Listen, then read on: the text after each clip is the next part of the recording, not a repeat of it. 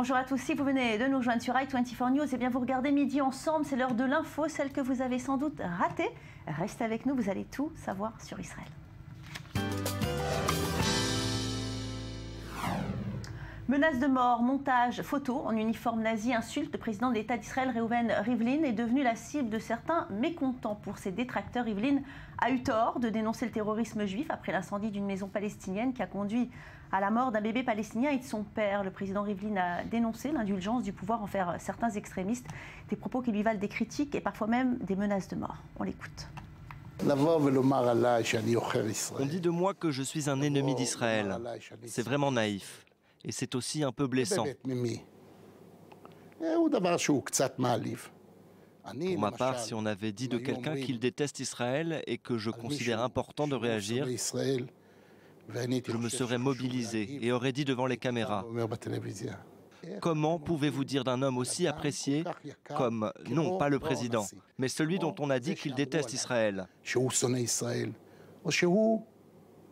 que l'on présente coiffé d'un kéfier, un kéfier symbole anti-israélien, ou portant l'uniforme d'Eichmann, je me serais levé et j'aurais dit: honte à vous. Cet homme-là se trompe peut-être, mais il fait tout ce qu'il peut pour l'État et le peuple d'Israël. Des animaux, et qu'il s'agisse ainsi parce qu'ils pensent avoir une mission. Nous sommes dans la folie. Le terrorisme, c'est du terrorisme. Et il n'est pas important s'il a été fait par des juifs, des arabes, des chrétiens ou des musulmans. Nous devons lutter contre le terrorisme, car le terrorisme détruit tout d'abord ce qu'il y a de bon en nous. Et j'ai le plaisir d'accueillir Lise Barenbaum.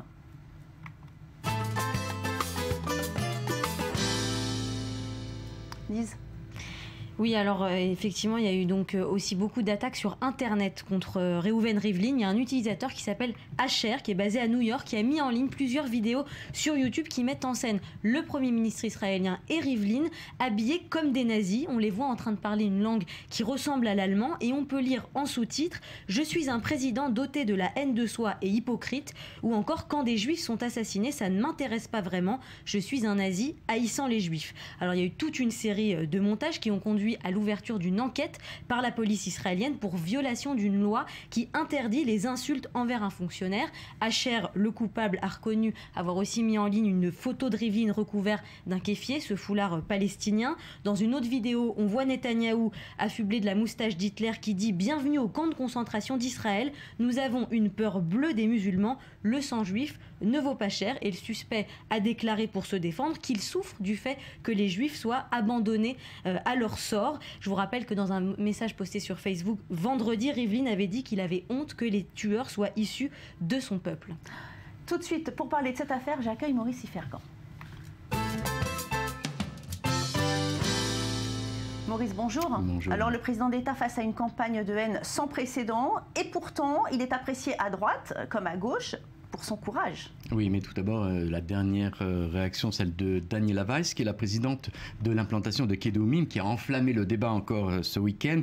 Elle a tout simplement déclaré que Rivlin n'était pas assez important pour qu'on le tue. Une remarque proche de l'incitation.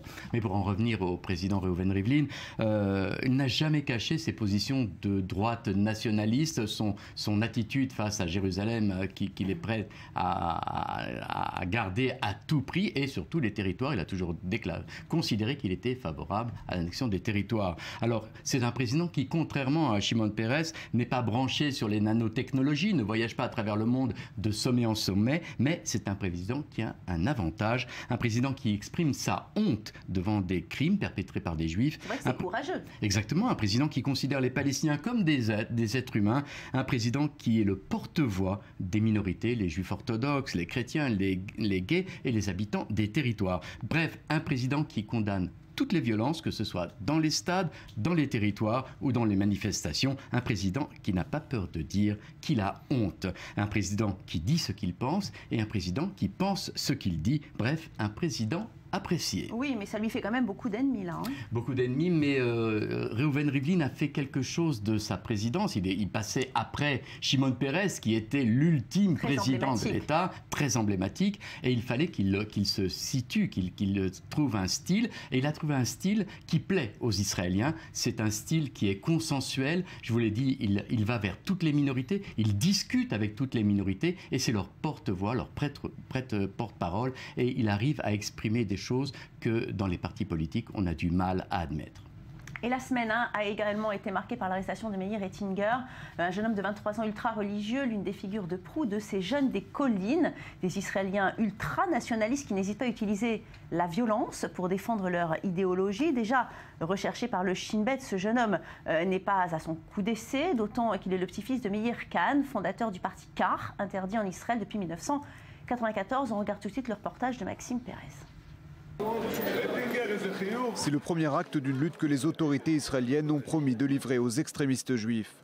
Meir Ettinger, 23 ans, vient d'être arrêté par les services de sécurité intérieure du Shabak, qui en avaient fait leur ennemi public numéro 1. Ce jeune activiste risque d'être impliqué pour crime nationaliste. Il serait le commanditaire de l'incendie de l'église de la multiplication des pains le 18 juin dernier, sur les bords du lac de Tibériade. Lui avait échappé à la justice, mais pas ses deux compères qui risquent aujourd'hui une lourde peine. Sur son blog La Voix juive, Ettinger ne cachait pas ses opinions. Il avait justifié les attaques menées contre des églises et surtout des mosquées qu'il qualifie de lieux de culte païens. Une idéologie qu'il tient peut-être de son grand-père, le rabbin Meir Kahana, fondateur du mouvement Car, interdit à la Knesset dans les années 80, du fait de ses positions racistes. Ettinger vivait dans la ville religieuse de Safed au nord d'Israël. Fiché par la police pour son implication dans des actes de violence anti-palestiniens, il s'était vu signifier une interdiction de se rendre en Cisjordanie. Le voici pourtant à l'image l'an passé, quelques jours après un incident dans le village palestinien de Kousra.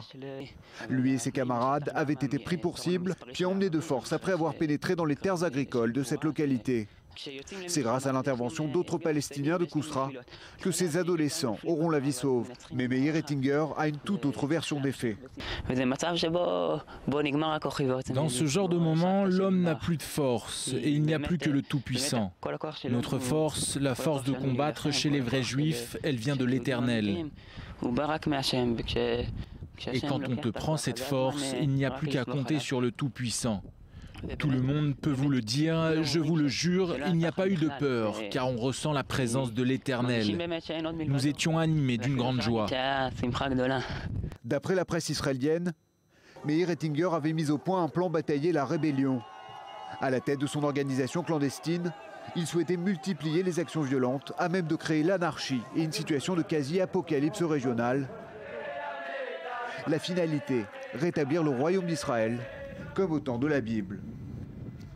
Lise Barenbaum, qui sont exactement ces jeunes des collines? Alors, ce sont des jeunes hommes qui ont entre 15 et 30 ans. Ils étudient dans des écoles talmudiques radicales et ils résident dans des implantations de Cisjordanie qui sont bâties sans autorisation du gouvernement israélien. Et ils prônent entre autres l'expulsion des Palestiniens de Cisjordanie. Ils sont différents des courants ultra-orthodoxes parce qu'ils veulent nuire à la fois aux non-juifs et au gouvernement israélien afin d'entraver toute négociation avec les Palestiniens. Meir Ettinger n'est pas à sa place par hasard parce que c'est le petit-fils de Meir Kahane. Hein. Oui, Meir Kahane qui est né aux États-Unis dans les années 30 et qui est ensuite venu en Israël où il a fondé le parti Car, un parti nationaliste anti-arabe en 1973. Il a même été élu au Parlement israélien en 1984. Puis il a finalement été évincé de la Knesset avant d'être assassiné en 1990 à New York. Et même si son parti a été dissous, il reste encore dans certains esprits. On voit le nom de ce parti inscrit sur certains murs de certaines implantations en Cisjordanie. Et son petit-fils n'en est pas à son coup d'essai puisqu'il avait déjà été arrêté il y a 4 ans. À 19 ans,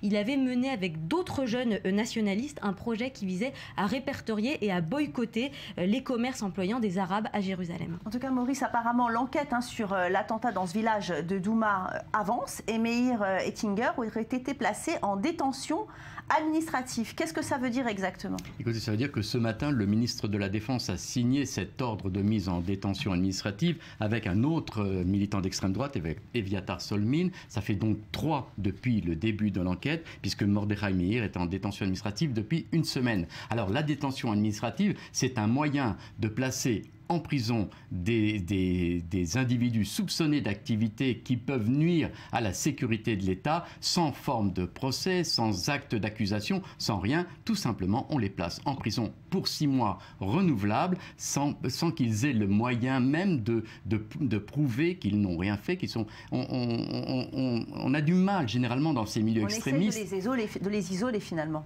Ils sont isolés et ils sont surtout interrogés par les services de sécurité qui cherchent à asseoir des éléments, des renseignements qu'ils ont sur leurs activités, parce que tout le problème, c'est de trouver des preuves et des preuves recevables par les tribunaux. Donc le seul moyen d'obtenir des aveux, c'est de les maintenir en détention. Et je vous dis, une détention qui dure 6 mois ou 2 fois 6 mois si on renouvelle cette détention. Et j'ai le plaisir tout de suite d'accueillir Samuel Calvo.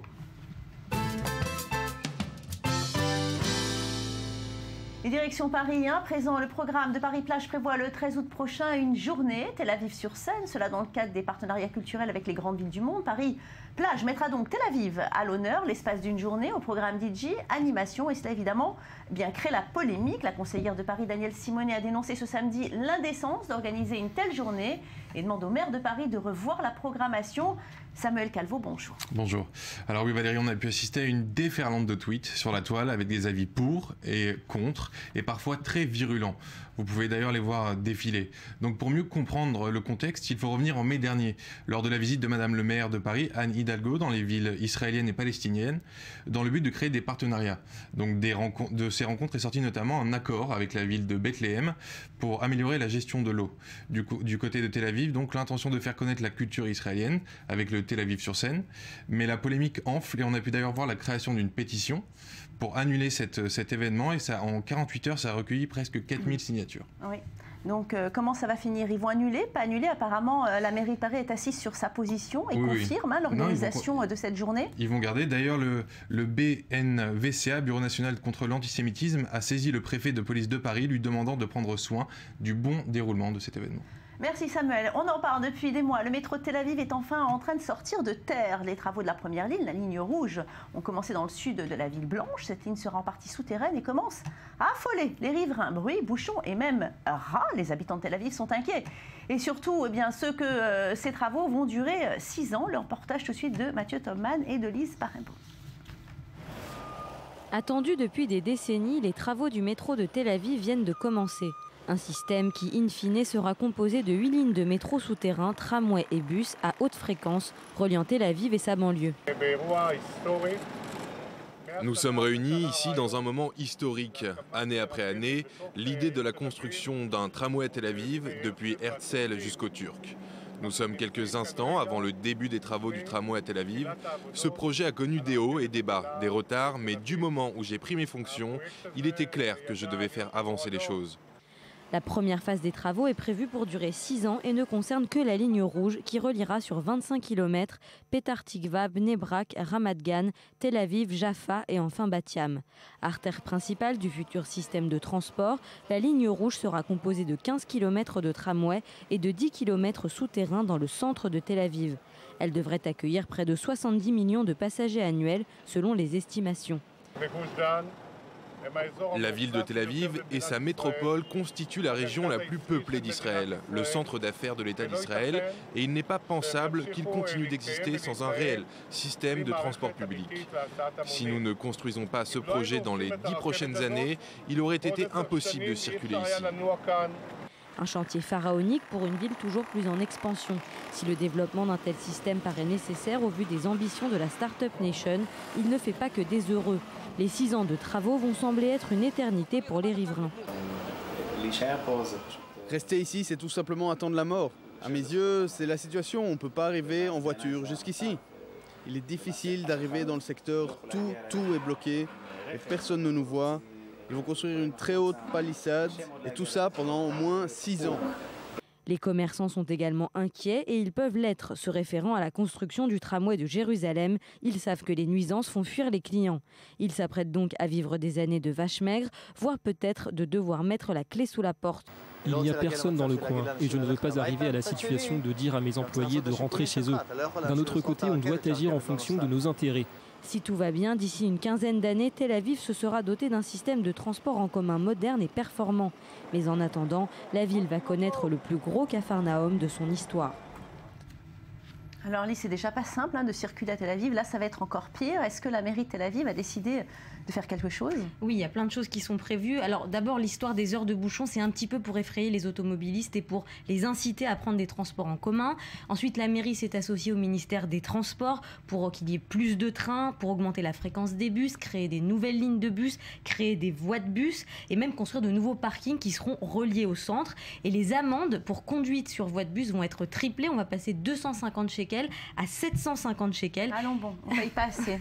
Et enfin, les cadres de l'application Waze à succès, l'application GPS, se sont installés à la mairie pour aider les usagers. Bon, allez, quelque chose de plus positif que les amendes. Qui est la femme de la semaine? Alors, c'est pas très positif pour les hommes. Bar Raffaeli n'est plus sur le marché des célibataires. Ah, ça y est, elle va se marier. Tard, Samuel Calvo, il fallait être plus rapide que ça. C'est pour le mois de septembre avec son fiancé, un homme d'affaires israélien, Adi Ezra, de 40 ans. C'est pas la première fois qu'elle est mariée et qu'elle est fiancée, mais cette fois, elle a dit qu'elle voulait fonder une grande famille avec lui. Cette fois-ci, c'est la bonne. Allez, à tout de suite pour notre séquence lifestyle. Reste avec nous.